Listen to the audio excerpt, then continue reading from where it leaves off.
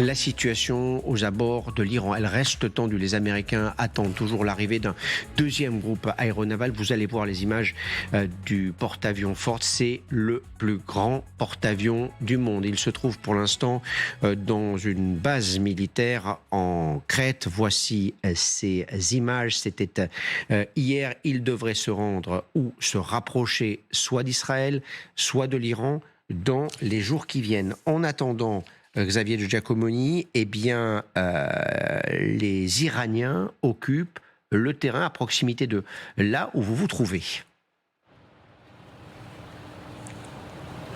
Oui, effectivement, les Iraniens ont à nouveau fait des exercices, des manœuvres. Cette fois-ci, c'était les forces terrestres des gardiens de la Révolution qui étaient à l'exercice, à l'offensive pour se préparer en vue d'une attaque américaine. Alors dans tout le sud, sur tout le rivage sud de l'Iran, jusqu'au détroit d'Ormuz où nous nous trouvons actuellement, ils ont mis en batterie des mortiers, des missiles, ils ont mis à l'eau des véhicules amphibies dans le golfe Persique et puis dans le détroit d'Ormuz. Et puis ils ont fait voler des dizaines et des dizaines de drones. C'est en tout cas ce qu'on peut voir sur des images de la télévision iranienne. Exercice évidemment en vue d'une attaque américaine. Et pour dire aussi à Washington, nous sommes prêts, regardez, nous avons les moyens non pas de repousser évidemment l'armada américaine, mais de perturber toute la région, perturber d'abord le détroit d'Ormuz où passe 20% du pétrole mondial, et puis aussi s'en prendre à tous les pays du Golfe qui pourraient être entraînés dans ce conflit qui deviendrait un conflit régional et pas seulement un conflit entre les États-Unis et l'Iran. Aux premières loges, il y a évidemment l'Arabie Saoudite, le Qatar, Bahreïn, qui ne veulent absolument pas être entraînés dans cette escalade. Merci beaucoup Xavier, merci aussi à Bonan Budka pour les images.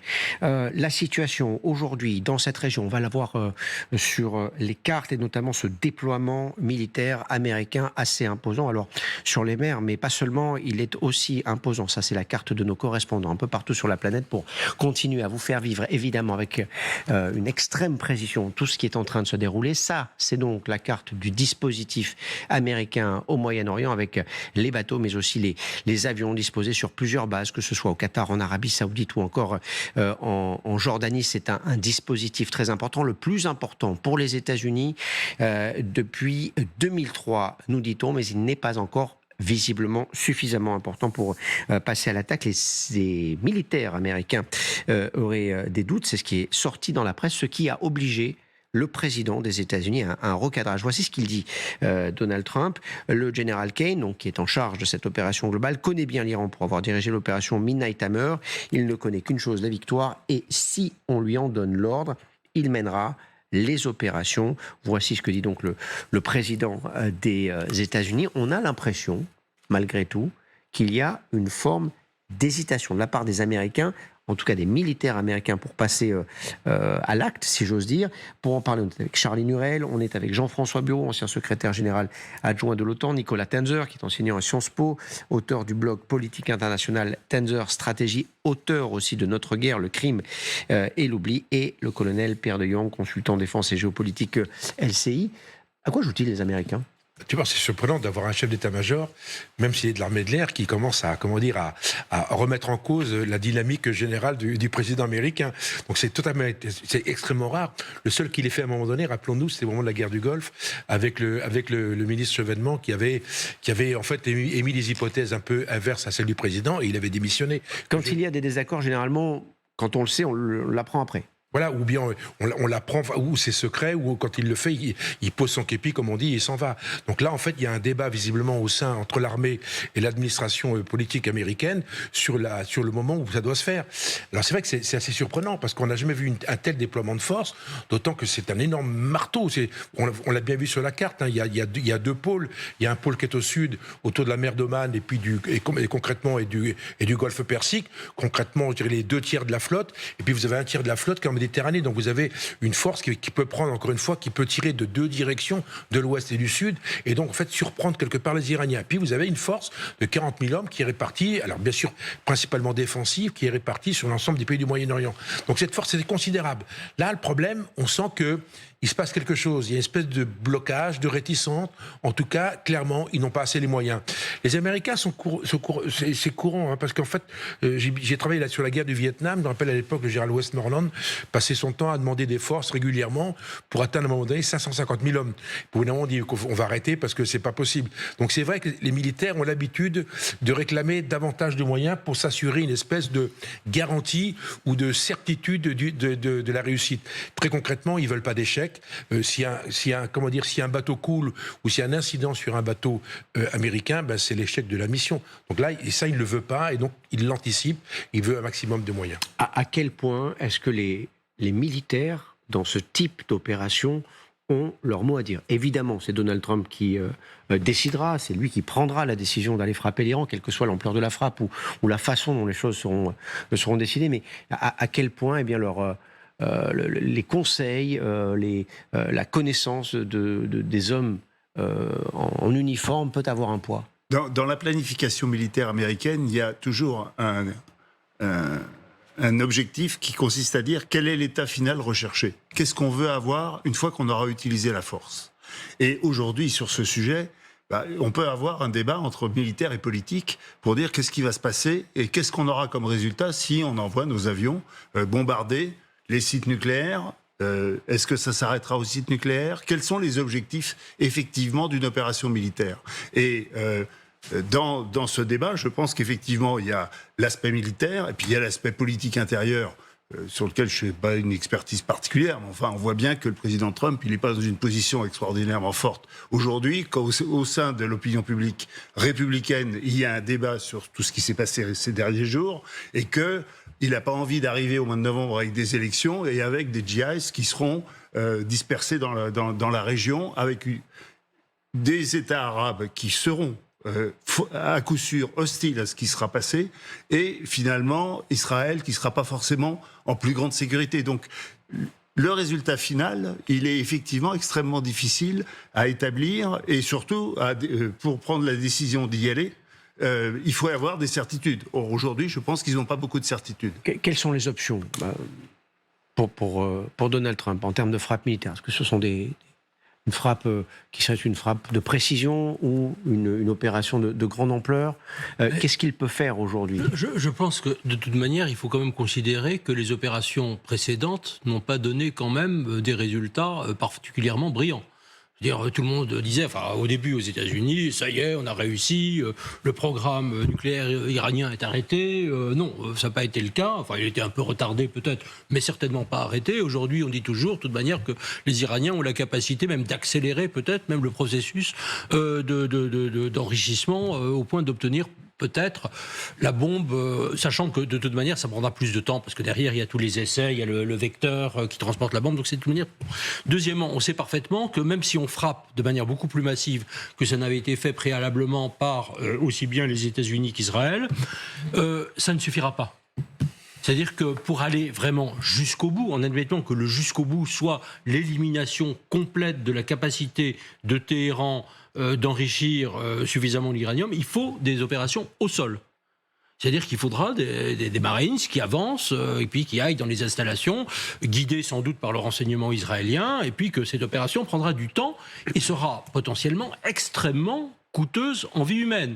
Or, le consensus américain à présent, qui est d'ailleurs aussi bien démocrate que républicain, c'est pas de boots on the ground, de troupes au sol, et donc ça, il n'en est pas question.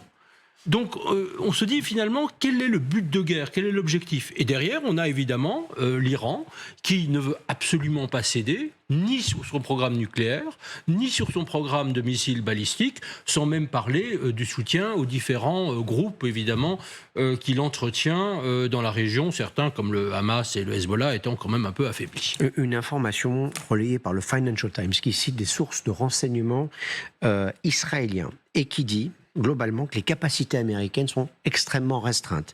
Les Américains, s'ils venaient à frapper l'Iran de manière intensive, ne pourraient le faire que pendant 4 à 5 jours. 4 à 5 jours seulement de frappe intensive. Et pour soutenir une opération un peu plus longue, eh bien, là c'est pareil. Les Américains tiendraient environ une semaine. Ils ne pourraient pas disposer des moyens nécessaires pour soutenir un effort massif sur la durée. Et même avec l'arrivée de ce porte-avions, donc, qui, je le rappelle, est le plus grand du monde. Encore une fois, quelles sont les options aujourd'hui pour les États-Unis?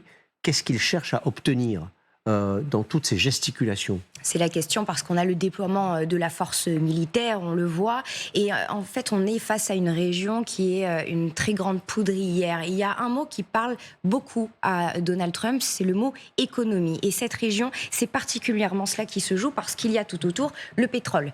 Et il y a la route du pétrole, et c'est là que Donald Trump, par rapport à une autre situation, se pose beaucoup plus la question avec ses négociations, etc. Sur les stratégies militaires de ce qui pourrait se passer ensuite avec ce que révèlent les Israéliens. La stratégie militaire, ce qu'on dit en off du côté occidental, c'est qu'il y aurait des identifications d'abord premières, un travail de renseignement sur place pour aller voir où sont les rampes de lancement, c'est-à-dire affaiblir militairement l'Iran.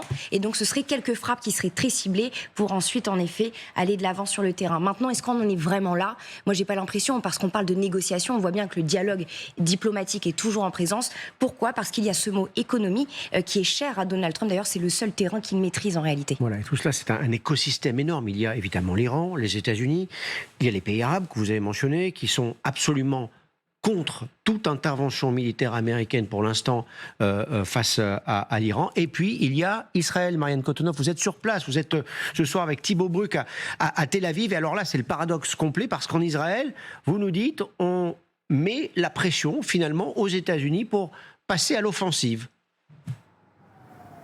Oui, parce que déjà, ça fait 2 mois qu'on dit aux Israéliens, c'est pour le week-end prochain. Et d'ailleurs, ici, c'est même devenu un sujet de plaisanterie. Et puis, il y a eu hier ce discours à la Knesset de Benjamin Netanyahou qui appelle à l'unité des Israéliens face à la menace, qui menace également l'Iran de représailles hyper fortes si jamais l'Iran venait à frapper Israël. Et puis aussi, qui dit que Israël est prêt, ça y est. Donc, c'est une pression encore sur Donald Trump.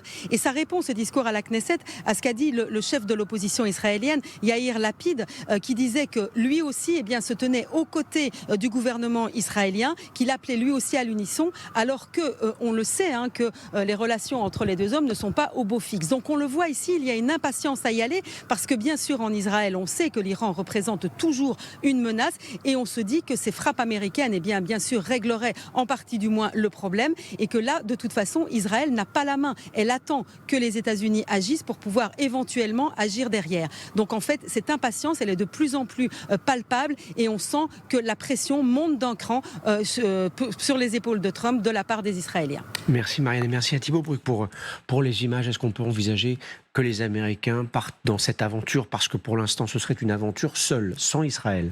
Alors oui, visiblement, on peut l'imaginer, parce que, encore une fois, les pays arabes sont réfractaires ou seraient réfractaires à une opération conjointe Mais visible. de fait, pardonnez-moi, ils sont liés à cette opération. Il y a des avions de combat américains en Jordanie, en Arabie Saoudite, aux Émirats. Les batteries antimissiles sont déployées dans les pays arabes. C'est un cas particulier. Donc les pays arabes, c'est un cas particulier. Israël, c'est un autre cas particulier. Donc c'est vrai qu'aujourd'hui, visiblement, je pense qu'Israël ne peut pas apparaître comme, je dirais, le soutien direct de l'armée américaine, même si, bien évidemment, pour toute une série de raisons, ils le seront. Au passage, les Israéliens ont en gros 200 avions de combat, et sur le terrain, vous avez 300 avions de combat américains. Donc vous avez 500 avions de combat. Donc c'est une force absolument considérable. Maintenant, le problème est le suivant. Vous savez, dans le combat, il y a trois niveaux de bataille ou de combat. Le premier, c'est le conventionnel, c'est les porte-avions, les avions, etc. C'est ce qu'on voit, c'est le décorum militaire. Vous avez un deuxième niveau qui a commencé depuis un certain temps, j'imagine. C'est ce que j'appelle les guerres préliminaires, les combats préliminaires, dans lequel vous avez, si vous voulez, l'évaluation du spectre électromagnétique. Vous avez toute une série d'opérations souterraines qui visent en fait à préparer tout ça. Et j'imagine que si les Américains aujourd'hui sont plutôt réfractaires, ou sont plutôt sur le pied sur le frein, ou en tout cas ils ralentissent, c'est que les opérations préliminaires n'ont pas fonctionné. On a l'impression que c'est l'appareil militaire américain qui met le pied sur le frein. Exactement. Et le troisième niveau, c'est quoi? C'est le terrain. Et on a pensé depuis hier et avant-hier qu'avec les manifestations qui reprenaient dans les universités, on a pu penser à un moment donné que c'était lié à des opérations d'agite-propre ou des opérations de déstabilisation de l'Iran au travers des étudiants. C'est pas impensable. Donc vous avez ces 3 niveaux-là, et visiblement les 2 derniers niveaux, donc la partie préliminaire et la partie population sur le terrain, là je vous rejoins à 100%, c'est qu'aujourd'hui on ne sait pas très bien. Et ça doit manquer, et donc ça nécessite un certain temps. Maintenant, est-ce que les Iraniens pourront tenir aussi longtemps que ça à s'animer sur les côtes, etc., avec du mortier, etc. Sachant que là, c'est une force considérable qui pourrait être relevée, etc. Donc on n'est pas sur le même modèle. Donc le rapport au temps est extrêmement important et il n'est pas impensable que, contrairement à ce qu'on a cru, il n'est pas impensable que les Américains attendent encore un petit peu. Et des Iraniens qui doivent rendre aux Américains des propositions pour pouvoir poursuivre les négociations en cours. Si cela se fait, ce serait probablement à Oman, probablement jeudi. Il y a beaucoup de points d'interrogation, on n'est pas certain de tout cela. Ce que l'on sait, c'est que l'ultimatum s'achève dans les minutes ou dans les heures qui viennent. Si les Iraniens venaient à ne pas rendre une copie considérée comme correcte par les Américains, est-ce qu'on peut envisager des frappes dans la foulée ? Oui et non. Tout est toujours possible, bien sûr. Mais enfin, quand même, Trump nous a habitués à différer des décisions qu'il semblait avoir prises ou qu'il n'avait pas véritablement prises, d'ailleurs. Vous savez, le surnom de Trump, Taco, Trump always chickens out, c'est-à-dire, remet à demain, sautille, il ne fait rien. Je veux dire, ça, c'est aussi la réalité, je dirais, de Trump. Je veux dire, si aujourd'hui, les militaires américains, alors même s'ils n'écoutent pas toujours les gens autour de lui, lui disent, écoutez, Monsieur le Président, il y a trop de risques, de pertes humaines. De toute manière, les résultats seront faibles. Après, les Iraniens vont nous narguer. Et puis, quand même, nos amis saoudiens, évidemment, vont être très opposés à tout cela. Je pense que Trump trouvera toujours des prétextes en reculant ses multiples ultimatums. Je veux dire, j'ai l'impression quand même que sur ces histoires, on a, je dirais, alors dans beaucoup de pays, en Israël notamment, mais aussi, je dirais, en Europe, une sorte d'excitation depuis 2 mois autour de choses qui n'avancent pas. Moi, je me rappelle encore des rencontres régulièrement avec un certain nombre d'officiels français qui disent « Ah oui, mais ça y est, maintenant, ça y est, il va y aller ». Moi, je dis « Attendez, non, je pense qu'il n'ira pas ». Et je dirais, aujourd'hui, j'ai quand même l'impression, je peux me tromper demain, que la tendance est de ne pas y aller. On a parlé des Américains, on a parlé des pays arabes, on a parlé évidemment des Israéliens. On va se rendre en Iran, si vous le voulez bien, avec Siavosh Ghazi qui nous attend sur place. Il est correspondant de France 24, RFI à Téhéran. On a l'impression, vu d'ici, Siavosh, que les Iraniens se disent prêts à négocier, mais sont aussi activement en train de préparer la guerre. Absolument, c'est le sens des dernières déclarations de vice-ministre iranien des Affaires étrangères, Majid Tarteravanchi, qui est très impliqué dans les négociations avec les Américains depuis 2013 d'ailleurs, avant même qui a abouti à l'accord de 2015. Donc, il a fait une déclaration à la radio publique américaine, NPR, en affirmant que l'Iran était prêt à faire tout ce qui est nécessaire pour aboutir rapidement à un accord lors de la prochaine rencontre à Genève entre les Iraniens et les Américains.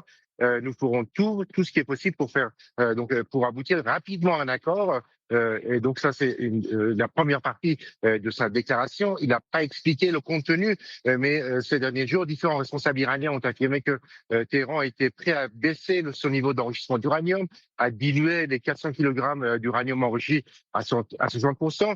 Mais en revanche, pas question de discuter du programme balistique, de la portée des missiles iraniens. Et puis dans la deuxième partie de sa déclaration, il affirme que dans le même temps, l'Iran se prépare à une éventualité d'une attaque américaine et que l'Iran répondra selon les plans qui ont été établis à toute attaque américaine. Mais il dit commencer une guerre, c'est facile, mais la terminer, c'est beaucoup plus difficile. C'est pas une promenade, une simple promenade, donc ça sera difficile de la terminer. Donc il y a les deux aspects dans les déclarations des Iraniens, mais on a l'impression quand même que le pouvoir iranien fera toutes les concessions nécessaires, en tout cas sur le programme nucléaire, pour aboutir à un accord et puis proposer aussi des contrats importants dans le secteur pétrolier, gazier et minier, donc pour adoucir la position du président américain qui disait régulièrement ces dernières années qu'il fera un meilleur accord que Barack Obama, un meilleur accord avec l'Iran, donc avec des bénéfices économiques pour les États-Unis. Merci beaucoup, Siavosh Ghazi, donc correspondant à RFI France 24 en Iran. Le programme nucléaire, on a compris que c'était une ligne rouge, si j'ose dire, pour Donald Trump. Est-ce que la question des missiles balistiques, ce que veut le président américain, ce qu'il demande, c'est que les missiles longue portée cessent d'exister que l'Iran puisse se défendre avec de la moyenne portée ou des portées intermédiaires, mais pas de longue portée. Est-ce que c'est une demande américaine ou israélienne? On sait que les Israéliens sont très sensibles sur ce point, on peut les comprendre, vu ce qui s'est passé au mois de juin dernier.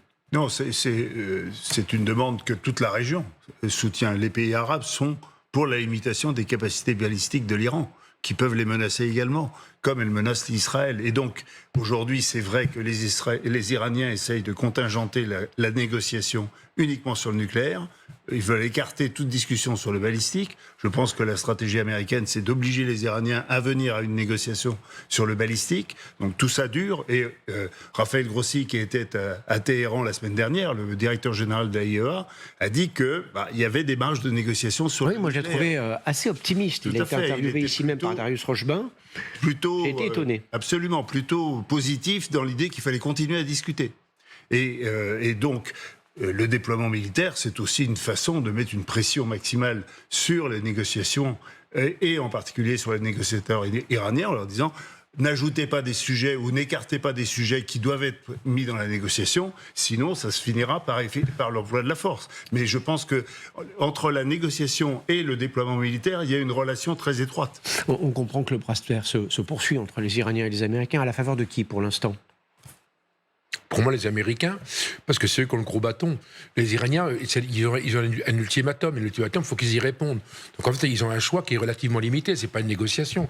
Les Américains ont le choix. Par contre, les Américains, et là vous avez raison, je pense que quelque part, ils souhaitent... Mais ce choix, il est extrêmement risqué, pardonnez-moi. Ah bien oui, bien sûr. Encore une fois, pour faire référence à ce que vous disiez tout à l'heure, une éraflure sur un porte-avions, c'est une catastrophe électorale en novembre pour Donald Trump. C'est fini, absolument. Et puis on peut ajouter que malgré tout, j'ai quand même l'impression que les négociateurs iraniens sont un tout petit peu plus chevronnés et rompus que les négociateurs américains.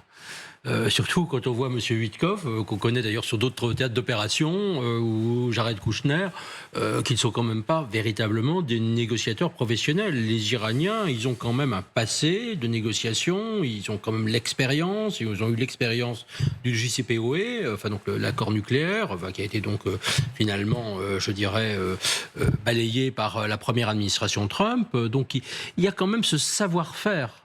Et puis c'est un régime, encore une fois, aujourd'hui, bon, c'est un régime abominable, policier, mais c'est un régime, je dirais, qui a pris l'habitude, je dirais, de se donner les moyens de tenir au prix de la répression sanglante, des dizaines de milliers de morts que l'on sait.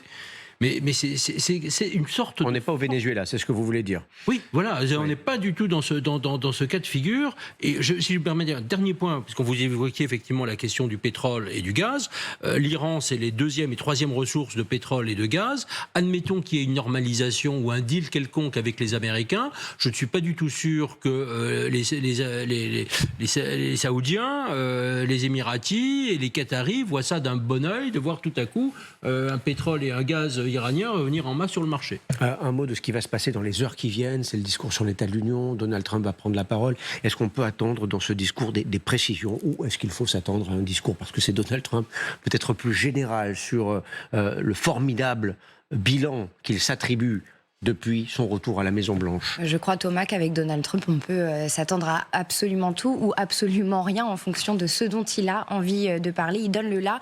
Donald Trump va de toute façon prendre sa position de leader comme il sait le faire à chaque fois. On vous le parliez, vous disiez, des ultimatums qui ont déjà été lancés. Le nombre d'ultimatums lancés par Donald Trump, que ce soit à l'Iran ou à l'Ukraine, qui n'ont pas été respectés. Donc à chaque fois, si on vous donne 30 jours et puis on vous en redonne 30 supplémentaires. Enfin, Donald Trump, on peut s'attendre à tout. Ce qui est intéressant avec cela, c'est que de toute façon, il devra et il a pour nécessité d'aller expliquer à ses citoyens, à lui, de savoir qu'est-ce qu'il est en train de faire. Parce que tout cela, c'est tout de même de l'argent, beaucoup d'argent.